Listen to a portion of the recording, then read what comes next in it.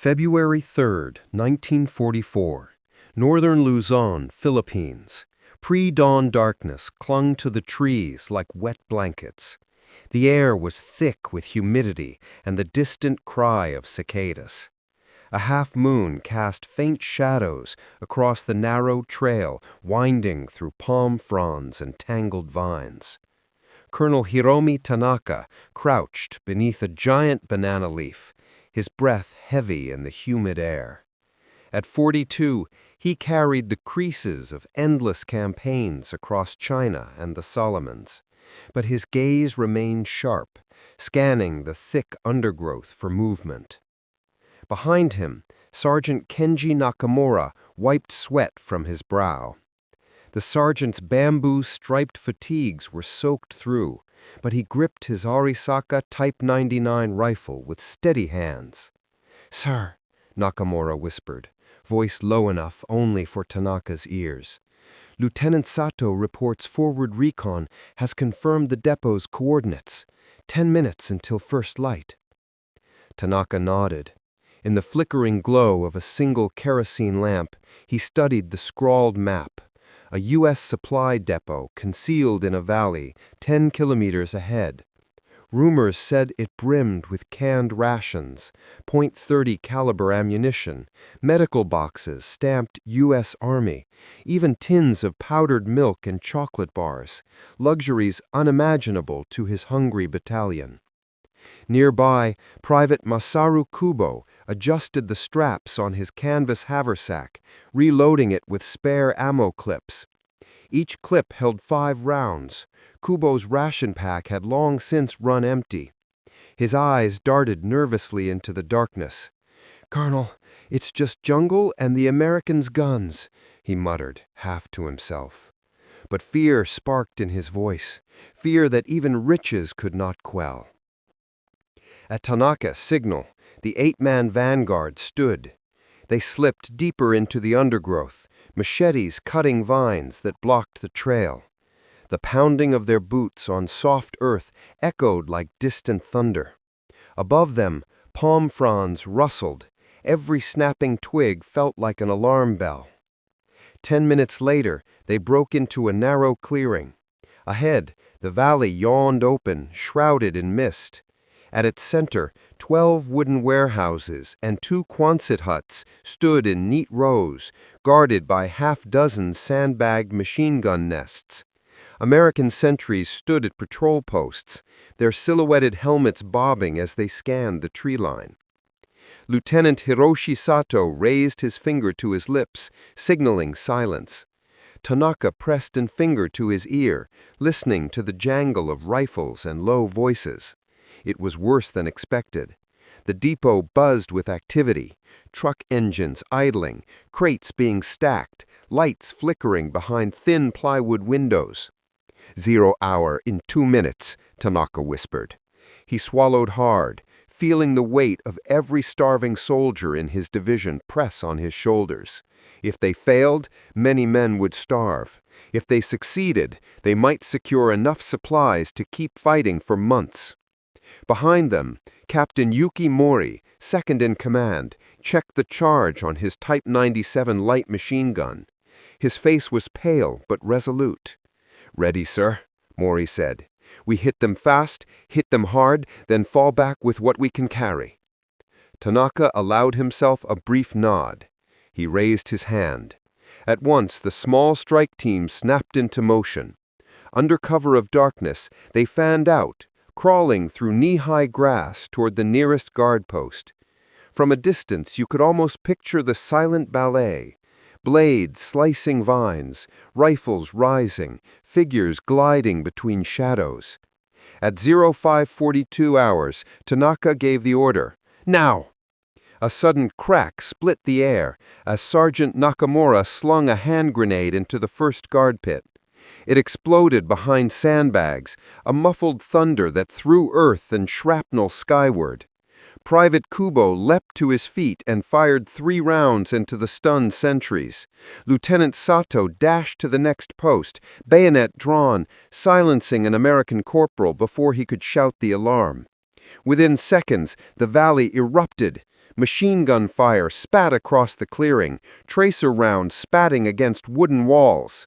Colonel Tanaka charged forward, his pistol blazing a path through the chaos. He saw one young private, barely 19, lie crumpled in the grass, blood spreading out like ink. The moment stung him more than any wound he had ever borne. Still, the strike team pressed on, breaching the first warehouse door. Inside, lantern light revealed row upon row of steel crates piled 6 feet high, each stamped U.S. M1917 canned rations, or .30 cal ball. A gasp rose from the men as they realized the truth. This was not a trickle of enemy provisions, but a flood. Endless tins, every box brimming with medical dressings and mortar shells. The sheer abundance stunned them into silence. Colonel Tanaka's heart pounded. In that warehouse's dim interior, he caught the glint of spoons and mess kits. He read the stenciled labels, powdered milk, chocolate supplements. His eyes met Nakamura's, and in that instant both men understood the irony. Here lay the evidence of America's might, supplies unimaginable to a nation strapped by blockade and scarcity. But outside, the firefight still raged. The American defenders had rallied, pushing back against the intruders with brutal determination. Tanaka knew they couldn't linger. "Grab what you can," he barked. Private Kubo flung open a crate, hauling out cans as fast as his arms could carry. Captain Mori filled sandbags with ammo clips. Lieutenant Sato scooped medical dressings into his pack.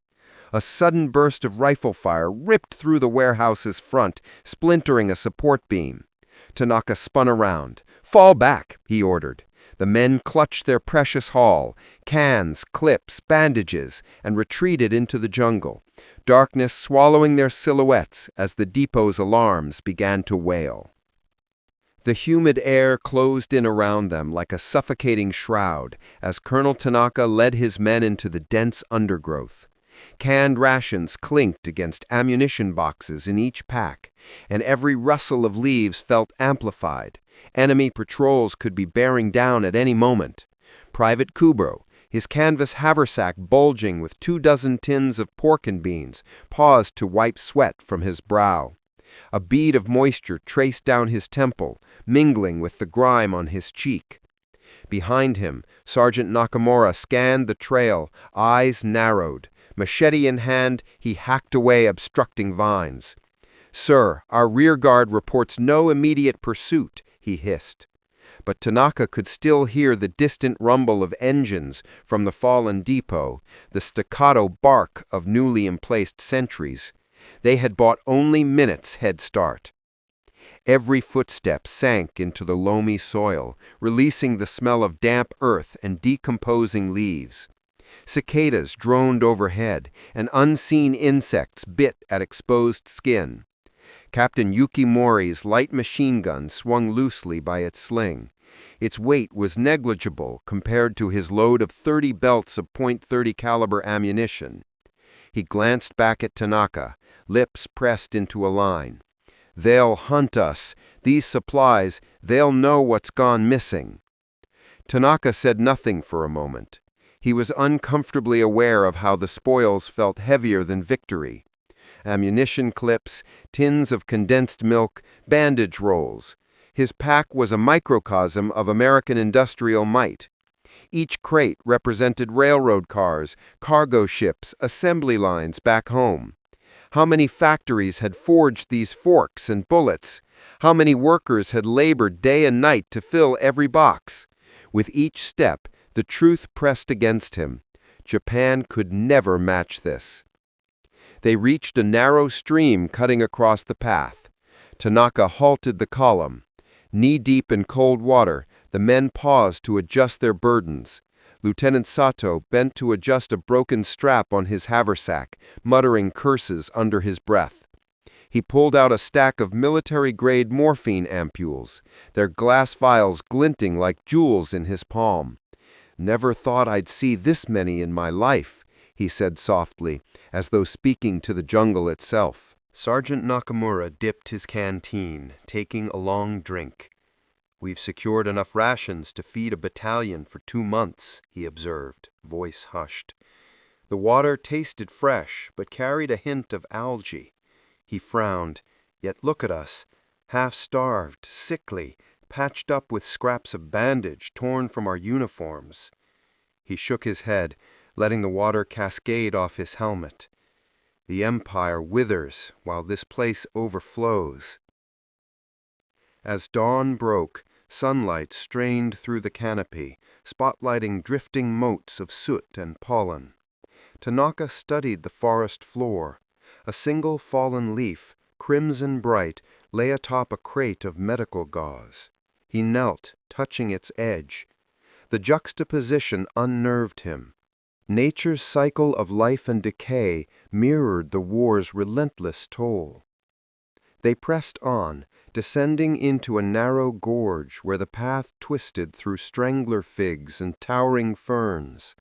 Each soldier staggered under his load, their silhouettes bent, ghosts in camouflage. Twice they paused to tend to wounded. Private Hayashi slumped against a mossy boulder with a twisted ankle. Corporal Fukuda staggered by heat exhaustion. Medical supplies from the depot made their ministrations swift. Morphine for pain, sulfa powder for infection, sterile gauze for bandages, luxuries neither man had dreamed they could get. Corporal Fukuda whispered, "It's as if we've stumbled into the pantry of a superpower." His voice cracked. "And we, hungry and sick, are its scavengers." He swallowed audibly. "I feel ashamed." Tanaka placed a firm hand on his shoulder. He understood that shame, the knowledge that these crates symbolized a strategic advantage far beyond mere survival. By mid-morning, the column reached a shallow ravine sheltered by twisted banyan trees. Here they paused for a reckoning. On a flat rock, Tanaka laid out their haul: canned corned beef, powdered eggs, medical kits, rifle grenades still in cardboard tubes, packets of P-38 can openers. The men gathered in a loose semicircle, eyes wide as he surveyed the pile. "Gentlemen," he said quietly, "what we carry here is not mere food or bullets. It is proof of an enemy's capacity, an enemy whose factories churn without end. While our arsenals shrink, theirs multiply." He paused, letting each word sink in. "We fought hard to get these supplies. They will keep us alive. But be mindful, our empire does not stretch to the oil wells, the steel mills, the rivet guns that forged these boxes." Silence settled like a shroud. The men avoided each other's gaze, confronting a grim reality that Japan's strategic fortunes were waning. Here, in the heart of the jungle, they had secured a windfall, but the real spoil was the realization that the war they waged was against more than soldiers. It was against a nation's industrial soul. Captain Mori broke the hush. "Colonel, what next?" he asked, voice steady despite the tension. "We move these supplies to the rear. We keep our men fed and armed, and we fight on." Tanaka returned his gaze to the crates. For a moment the droning cicadas sounded like distant drums of destiny. "Yes," he replied, "we fight on, but never forget what we've seen today. This," he gestured to the spoil, "is the measure of our opponent's strength. We must endure, we must adapt, and we must accept that the war's outcome may already be written in steel and smokestacks thousands of miles away." He signaled the men to gather their spoils. As each soldier shouldered his burden, the forest seemed to hold its breath. The misty air carried an unspoken promise. With these supplies, they might survive the next push, perhaps even deliver local victories. But deep in their bones, every man knew the truth. They had glimpsed the formidable engine fueling the reach of empire, and they feared it was unstoppable. Colonel Tanaka led the column out of the ravine as afternoon light danced through the banyan roots.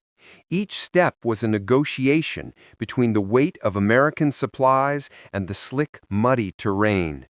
You could hear the distant boom of artillery, a sullen heartbeat reminding them that this jungle was still enemy-held territory.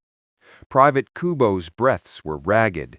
His pack of corned beef and pudding tins threatened to rip the canvas straps. He paused, one hand pressed against a moss-covered tree trunk, and behind him Sergeant Nakamura crouched to tighten Kubo's buckle. "Keep moving," Tanaka urged, tone low but firm. "Our lines are 5 clicks east. We'll distribute these spoils before dusk." A thin shaft of sun spotlighted a rust-red beetle crawling across a box of .30 cal belts. It paused, antennae twitching, unaware that this crate, like so many others, had just become the sole reason half his comrades might survive. Lieutenant Sato, his uniform streaked with grime, squatted to unsling a pack of morphine ampules.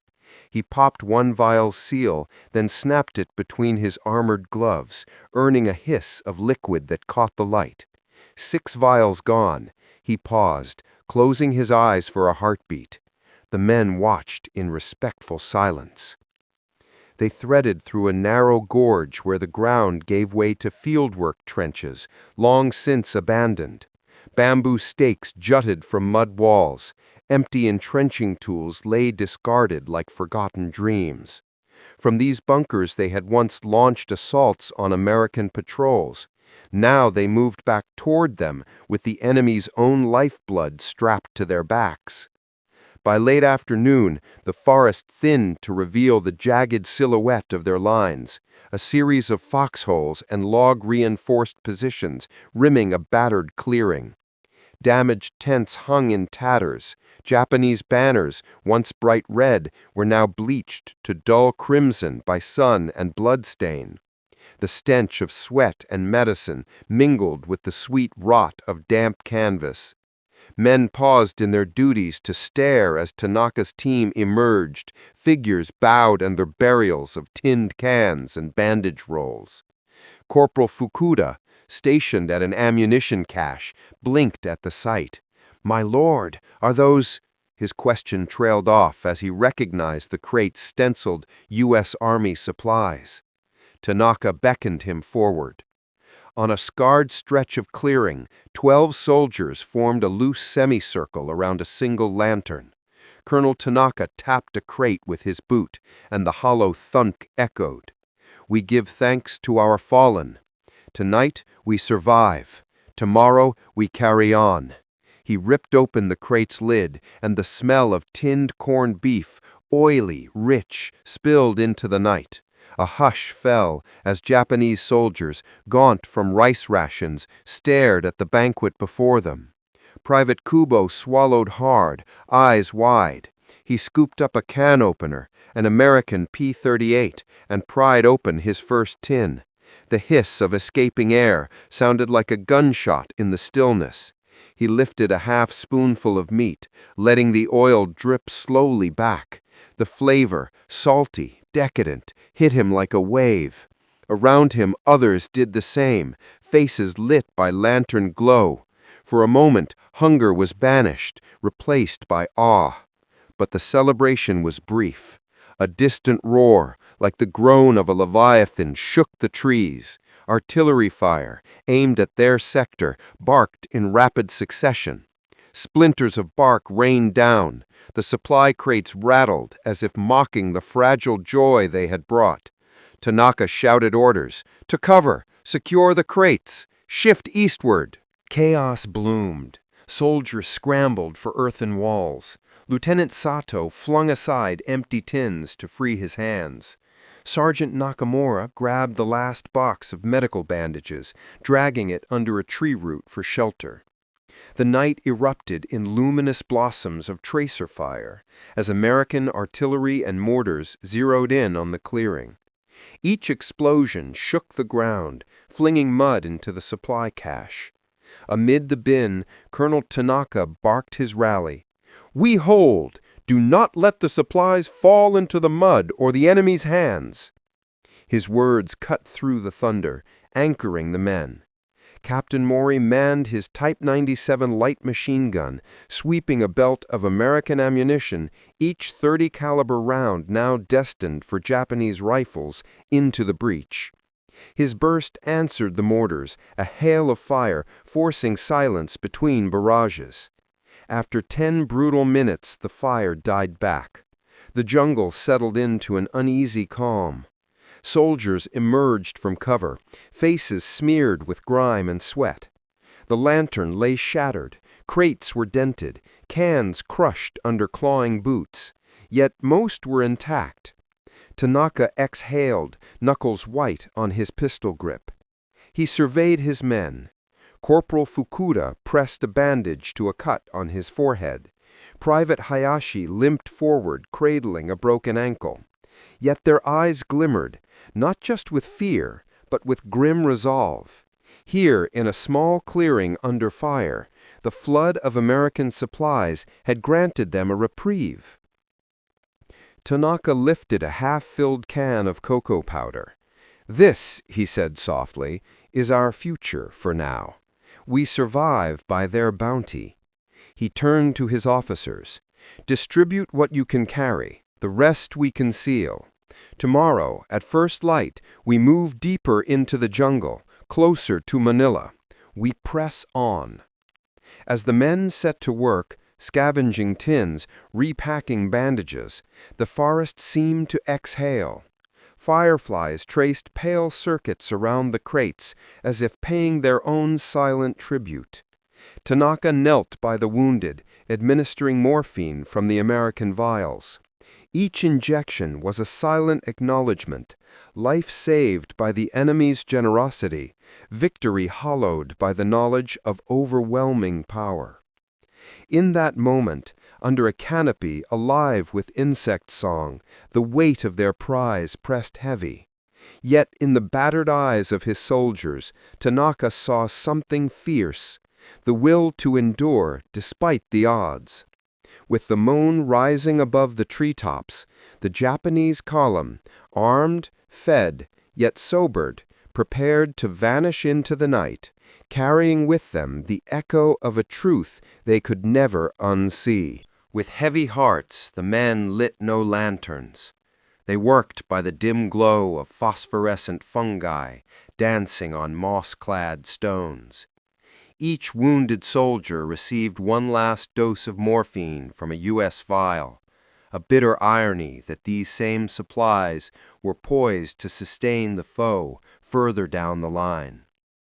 Tanaka watched their faces, gaunt under wide, hollow eyes. He felt the weight of command more keenly than the weight of steel cans on his back. At dawn's first blush, the column reassembled. The ravine receded behind them, swallowed by green depths. Ahead lay open ground, rice paddies turned mudflat by war, the stumps of coconut palms pointing skyward like broken spears. From a low ridge they could see the faint thrum of activity along the Manila Highway. Smoke plumes rose from distant artillery strikes, indifferent to whose banners flew overhead. Tanaka addressed his officers in a hushed council. "We must divide the spoils among the frontline units tonight," he said. "But understand this, what we carry is no long-term remedy. Our empire's factories lie silent, our steel mills sit idle. These crates are borrowed time." He paused, voice heavy with foreboding. "Cherish their benefit, but do not be deceived. The tide of war is turning against us." Lieutenant Sato glanced at the crates secured on his back. "Sir, morale will soar when the men taste their first chocolate bar. They'll believe victory is within reach." Tanaka shook his head. "Morale is a fragile flame. Let it burn bright enough to light the path ahead, but not so bright as to blind us to reality." He tapped his lips. "Victory requires guns and men, yes, but above all, resources, and our well runs dry." Colonel Mori stepped forward. "Then what do we do, sir?"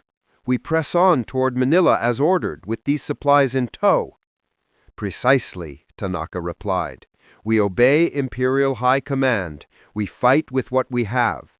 But we must prepare for the day when even these gifts disappear. By then, we must adapt, raid, forage, or negotiate what little remains."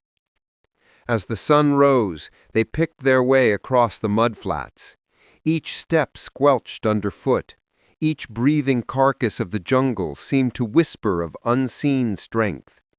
The road to Manila wound ahead, a ribbon of red mud and shattered telegraph poles. Beyond lay the next engagement, where Japanese forces would rely on American rations to hold their lines. By midday, the column reached a bamboo-reinforced command post. Officers and enlisted crowded around as crates were unsealed. A muted cheer rose when cans of corned beef and tins of evaporated milk passed from hand to hand. For a moment, hunger gave way to relief. Men exchanged unsteady smiles, recalled home kitchens, childhood treats.